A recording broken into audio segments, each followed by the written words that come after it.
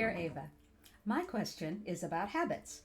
I have some really, really bad habits, and I want to know how to develop some good habits to replace them. I have zero self discipline. I know what I should be doing, but I almost never do it. I know I shouldn't stay up late watching TV, drinking a second or sometimes a third glass of wine, but I do. I know I should exercise, but I work hard and I never have the time. By the time I have the time, I don't have the energy. I know I should eat better, but I just want what I want when I want it. After I've worked hard all day long, I feel I deserve a treat or two. I know I should make my bed, but I don't. And by the time I see it again, it's time to get back in it. So why bother? And about 10 million other things. I do see that my life is disorganized and becoming increasingly so. Plus, I always feel overwhelmed and completely behind, and I know it is related to this lack of discipline. I have no willpower. Give me the trick to developing willpower to create some good habits that will serve me in life. This is from JM in Westminster, California. So, I totally get it, sister. I totally get it. I could certainly have written that letter myself at one time. First, let's look at this. In your short paragraph, you said 5 times, I should do this, I should do that. And so, with all love and with all respect, I ask you to consider stop shoulding on yourself. Shoulding on yourself is shaming yourself, and shame is the weakest vibration of all. And at that weak vibration, you do not have enough energy, enough divine energy, enough psychic energy to make any significant or permanent change for the better for your life. Shoulding on yourself just makes everything far worse. So consider letting go of all shaming and shoulding, because it just doesn't work. Here's what you should do. You should breathe. That's about all you should do. All the rest are choices. Judge them if you want, but judging yourself as bad never helps you live better, never helps you be more in your power, never helps you be more in your joy. So you suggest that you need more willpower. Sister, I'm here to tell you that willpower is highly, highly overrated. Patriarchy brainwashes us to believe that all we need is some damn willpower. Then we can get our lives together. Pull yourself up by your bootstraps. Put the fork down. Just say no. Real change never, ever happens by sheer willpower. Studies have shown that willpower is exactly like a muscle.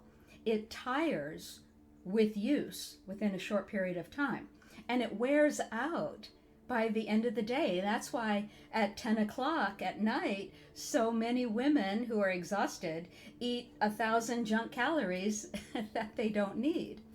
Starting out with good intentions, we've used our willpower muscle all day, repeatedly, over and over and over, and by late night, our willpower muscle is all tuckered out. It's got nothing left for us, and we cannot count on it at that point. That's why the dominator mindset, the system in which we live today, also known as patriarchy, keeps telling you in a million ways that you need more willpower. You are so weak. You need more willpower. It knows that this will just result in more failure, which you will feel shamed about, which drives you to purchase something to fix it, which keeps their profits going forever. So I say, let us women break that pattern. You can't get anywhere permanent on willpower alone. This is the reason New Year's resolutions are broken so fast so often. People start out with good intentions and with this feeling of willpower, but then the power tires after a few days of use. You don't need any more willpower. What you need is more consciousness. You say that you want good habits that will serve you in life. I totally get it. But consider this perhaps rather radical viewpoint. And remember, radical means get to the root of. Maybe good habits are not at all what you need. Maybe what you need are no habits at all. We think of good habits as a good thing, and we think of bad habits as a bad thing. But maybe habit itself is not useful for us. Think about what habit is. Habit is doing something, anything that you judge either good or bad. Habit is doing something so frequently and with such regularity that you go unconscious to it. You simply do it by rote. Is this a good thing? I say no, perhaps not. Don't struggle to replace bad habits with good habits. That is not joyful, for one thing. And I say don't do anything that's not joyful for you. You need to replace all habits with one thing, and that's consciousness. You don't need more willpower, you need more consciousness. You say you want more discipline in your life, and what is discipline? We think of discipline as making ourselves do the right thing with willpower. That also sounds so joyless. All these things we talk about relating to being a better person somehow never include the prescription to have more joy. I never hear that one. Just have more joy and you will be a better person in every single way. No, all the things that we're told to do just sound like hard work, unpleasant work. So I say nuts to that. What is discipline? You might think discipline is hard work. No, having discipline requires one thing, and that is remembering clearly, remembering intensely, moment by moment, what you really, really, really want. What does that sound like? What you really, really want? Consciousness. When you remain conscious moment to moment and you remember, you keep in your awareness what you really, really, really, really want, those two things, consciousness and intention, together cause natural change, natural easy growth. No, this idea of no pain, no gain, that is absurd. You can gain with no pain at all. Just let that idea go. That is a stupid idea. Consciousness and intention put together cause natural improvement. No hard work needed from you. When you remember that you really, really want a healthy body and you remain conscious as you are about to drink that third glass of wine or eat that second bag of Junior Mints, suddenly your perspective and your desire has a chance to shift. These things automatically become less appealing when you stay focused in your consciousness on what you really, really, really want. Third, don't ask too much of yourself. You are at a certain vibratory level at this moment. We all are. Your body is vibrating at a certain level. Your body, mind, spirit complex is vibrating at a certain level. And you, in this moment, are judging that level as bad, but it just is what it is. You know, you're not an axe murderer. At least you didn't list in your letter that you really should stop axe murdering people. Look what a good person you are. You've disciplined yourself not to axe murder people. And in this day and age, that, I say, is a real accomplishment. So be proud, put it on your resume, put it on your Facebook profile. I overcame the bad habit of axe murdering. You're awesome. When we make a New Year's resolution to change something big in our lives, we forget that each body always wants to return to its basic set point on every level, its current vibration rate. So eating crap all day long is of a certain vibration. Coarse, we might say. Eating whole, healthy, clean food is of another very different vibration, refined, we might say. Your body cannot go from one to the other in a day. Well, that's not entirely true. Maybe it can for one day, yes, but you'll find that you really can't keep it up. The desire to eat the junk will become overwhelming and you will cave.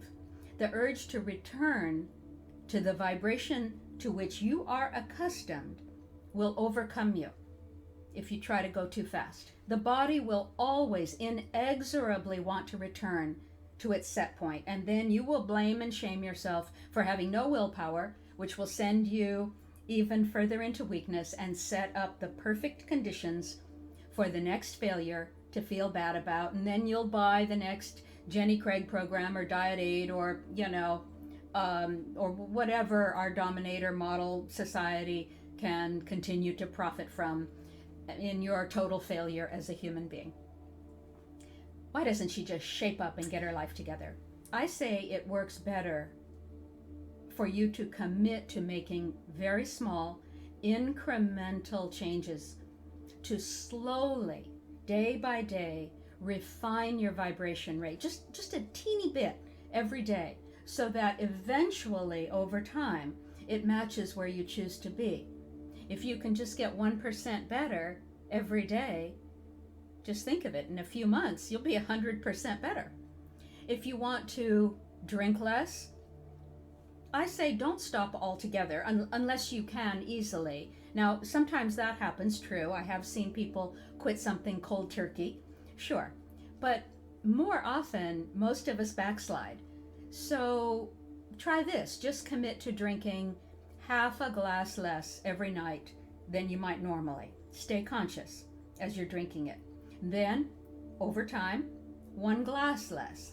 If you eat junk food every night, continue. The universe gives you permission to continue eating junk food if you want, night after night. Do it without any guilt or shame or shitting on yourself. And then just add 1 small, healthy, fresh, out of the ground, unprocessed food to your plate each meal. And then just let that grow naturally, because it will. Because it will. Let your vibration rate incrementally refine itself, slowly refining to come closer and closer to where you intend to be. If you eat a bag of Junior Mints every night, tonight, just go ahead, eat the whole bag except for 1. Just leave 1 left in the bag and then put the bag away. And then tomorrow night, get a new bag and leave 2.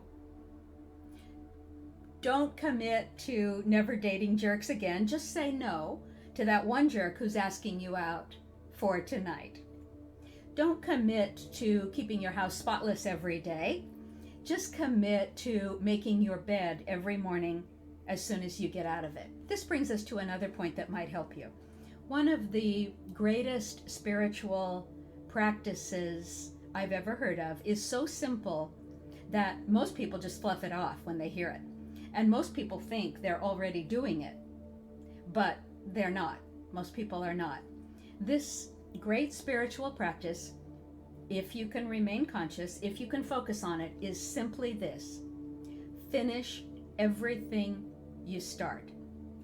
Now, of course, some things cannot be finished in one sitting or one day. If you're knitting a giant blanket or you're painting a huge painting, then obviously you may not be able to finish it right then.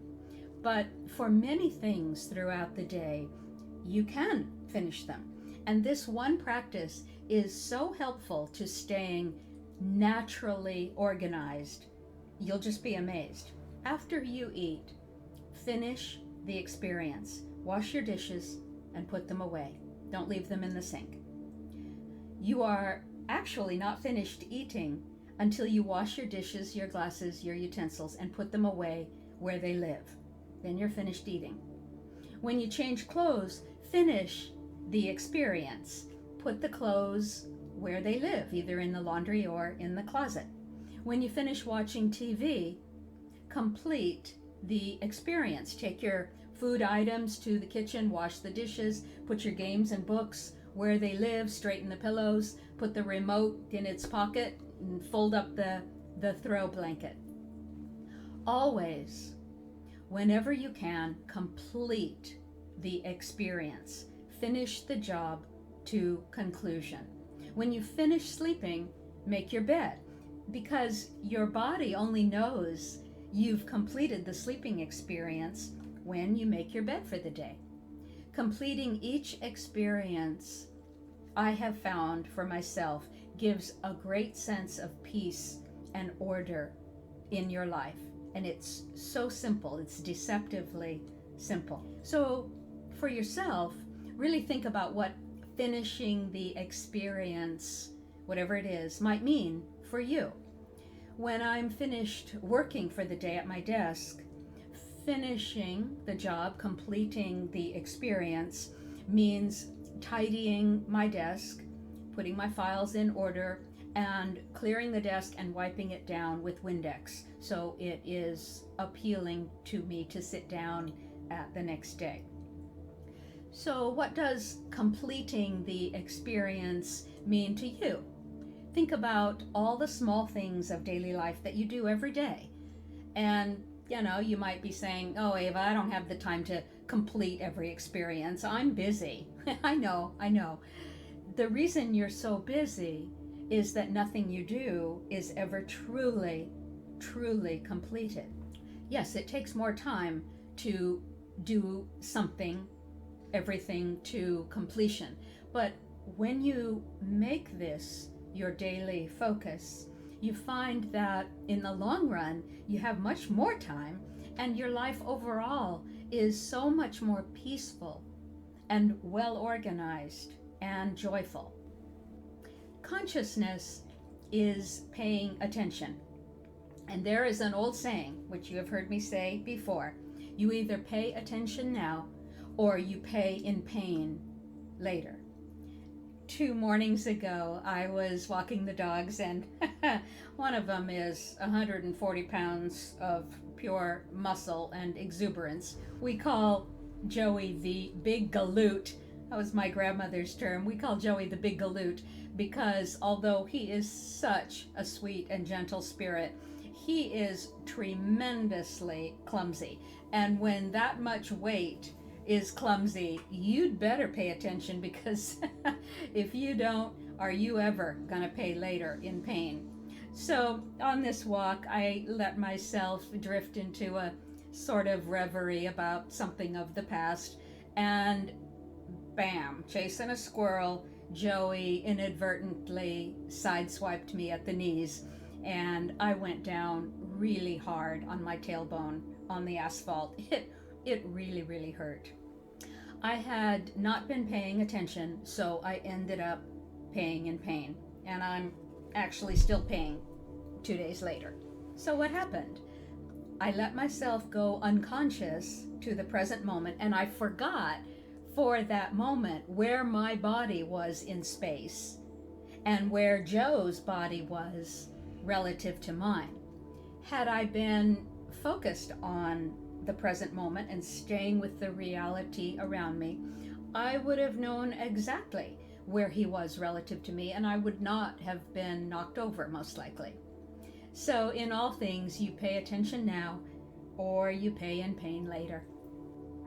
And this happens with so many things, large and small: food and relationships, work and money.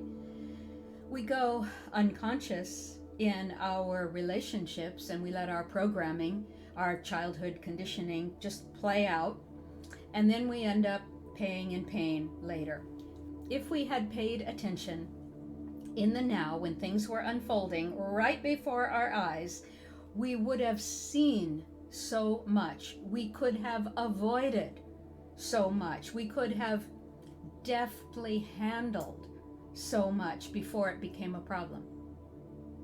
In my marriage of 13 years, and I was 17 when I got married, I was unconscious most of the time. Nobody taught me about the importance of remaining present and remaining conscious and seeing what's actually going on, which is not that hard to do if somebody just helps you remember that and if you put your focus on that. So I did spend my entire marriage being pretty unconscious and letting my programming play out. And I ended up divorcing the guy because I couldn't, because I didn't know how to remain conscious enough to what was really going on and deal straight on with it in the moment. So I ended up just leaving. I ended up just basically running away, although I did not term it that at the time. But that's what it was. I ran away. In a working relationship several years ago at the Goddess Temple, I went unconscious for about 6 months due to complete exhaustion on my part. And a woman serving as a leader almost wrecked the place while I was out to lunch. The reason I was exhausted in the first place was because I went unconscious to my earlier programming, and that programming was to be a workaholic as a way to get approval and love. So pay in attention now or pay in pain later. This is how it always works. Ask yourself, what am I not paying attention to now that is going to result in my paying in pain later? All this is about trust. You want to develop some good habits because why? Because you don't trust yourself. You don't trust yourself to respond correctly and appropriately in every now moment of life. When you completely trust yourself moment to moment, you don't need good habits to force yourself to live well. You don't need a bunch of rules or an outside authority like a church or government laws to know how to live well, to know how to be, to know how to respond to life. You don't have to have the habit of brushing your teeth every morning, because in the morning when you wake up, you are conscious of a feeling in your body of wanting freshness in your mouth. So you brush your teeth. You can trust yourself to do that if you remain completely conscious of what's happening. When you trust yourself, you remain conscious and you see clearly what needs to happen in the now moment. But patriarchy doesn't want us to trust ourselves as women because there is no profit in that. So wrapping up, finish what you start. Stop shooting on yourself. Forget about trying to have more willpower to overcome what you think are bad habits. Forget about trying to develop good habits that you think are the answer, but are really not. Do your best to remember at all times what you truly, truly want in every area of your life, and it is not another bag of Junior Mints. Remember what you truly, truly want in health, in relationships, in career, in money, in spirituality, because that's where natural discipline comes from. And above all, pay attention now to what is really happening now and deal with it straight on, like a queen. Deal with it with clarity.